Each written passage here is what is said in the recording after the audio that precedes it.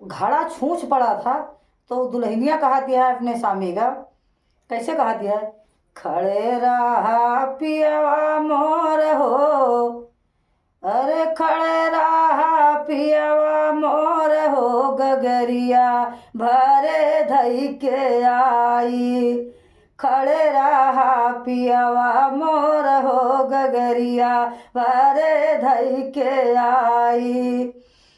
पाँव बिछुड़ा मोरी गगरी गिर गए, पाँव बिछुड़ा मोरी गगरी गिर गए। मोरे कमरों में मोरे कमरों में लगी गई चोट, गगरिया भरे धई के आई। खड़े रहा पियवा मोर हो, गगरिया भरे धई के आई। लेकिन सास नंद का कहती है, सासू ननद पूछे गगरी घायल ना, सासू ननद पूछे गगरी घायल ना। हे मोरे सैया मोरे राजा पूछै लागे चोट, गगरिया भरे धई के आई।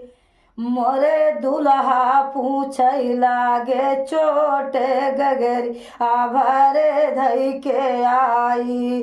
खड़े रहा पियवा मोर हो, रिया धरे धई के आई। खड़े रहा पियवा मोर हो, गगरिया भरे धई के आई।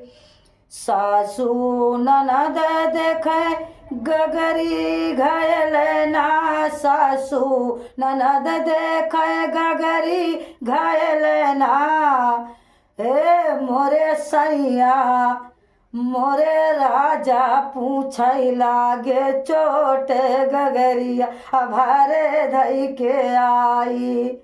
मोरे सैया पूछै लागे चोट, गगरिया धरे धई के आई।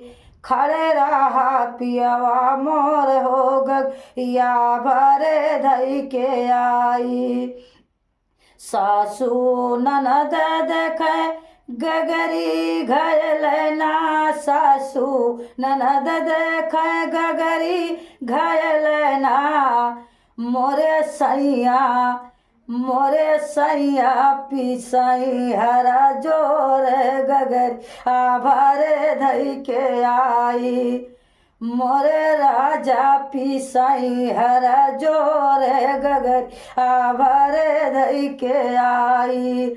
खड़े रहा पियवा मोर हो, गगरिया भरे धई के आई।